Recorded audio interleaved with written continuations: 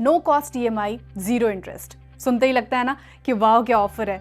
अक्सर बड़े बड़े स्टोर्स और ई कॉमर्स वेबसाइट्स पर आपको ऐसे ऑफर मिल ही जाते हैं, लेकिन क्या वाकई नो कॉस्ट ईएमआई एक फायदे का सौदा है या बस एक छलावा, एक इल्यूजन? पैसा वसूल के आज के एपिसोड में बात इसी पर।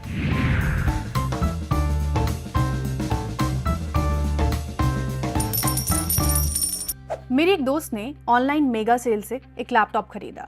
लैपटॉप खरीदने से पहले उसने बाकायदा रिसर्च की कि लैपटॉप कितना लाइट वेट है, उसका प्रोसेसर कैसा है, उसकी मेमोरी कैसी है, तमाम टेक्निकल चीजें। फिर उसने खंगालने शुरू किए ऑफर्स कि सबसे बेस्ट ऑफर कहाँ है, और फाइनली उसे पसंद आया एक लैपटॉप। उसने मुझे बताया कि उसे लैपटॉप 1,30,000 रुपए का पड़ रहा है और वो उसे ईएमआई पर खरीद रही है। बस ईएमआई का नाम सुनते ही मैंने उसे लेक्चर देना शुरू कर दिया कि ऐसी चीज ईएमआई पर क्यों लेनी जिसकी वैल्यू खरीदते ही डिप्रिशिएट होनी शुरू हो जाए, और फिर इस पर इंटरेस्ट भी दो। लेकिन फिर उसने मुझे टोका और कहा कि तुमसे किसने कहा कि मैं इस पर इंटरेस्ट पे कर रही हूँ, ये नो कॉस्ट ईएमआई पर है और एडिशनल मुझे 10,000 रुपए का डिस्काउंट भी मिल रहा है। जाहिर है इस बात ने मेरी बोलती बंद कर दी। No cost EMI. मैंने इसे समझने की कोशिश की, क्या है ये फंडा और क्या ये वाकई फ्री है? तो जब भी आप ऑनलाइन कोई सामान खरीदते हैं तो आपको आमतौर पर 3 ऑप्शंस मिलते हैं। पहला है फुल पेमेंट का।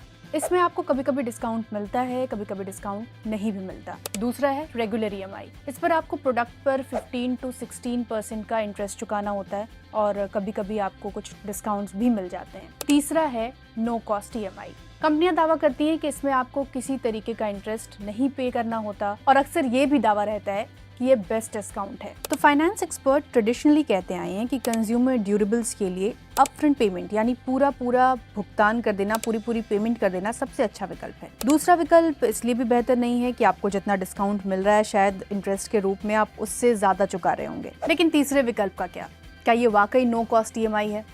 जानने के लिए लौटते हैं अपने दोस्त की कहानी पर।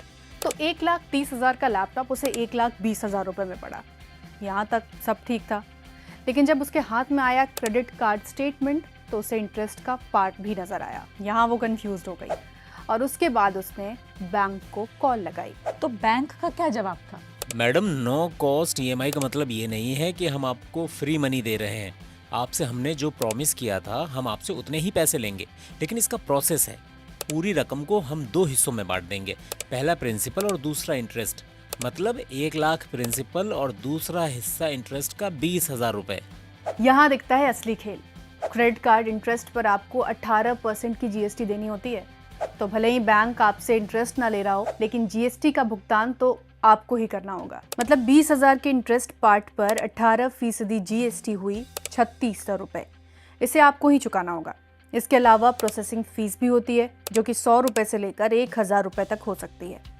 इस पर भी 18% का जीएसटी लगेगा। अगर ईएमआई ज्यादा महीनों की है तो इंटरेस्ट पार्ट भी ज्यादा हो जाता है, मतलब ज्यादा जीएसटी। तो क्या नो कॉस्ट ईएमआई एक स्कैम है? नहीं, ऐसा नहीं है। इसे आप मार्केटिंग इल्यूजन कह सकते हैं, जो कंज्यूमर्स को ये यकीन दिलाता है कि उन्हें एक अच्छी खासी डील मिल रही है।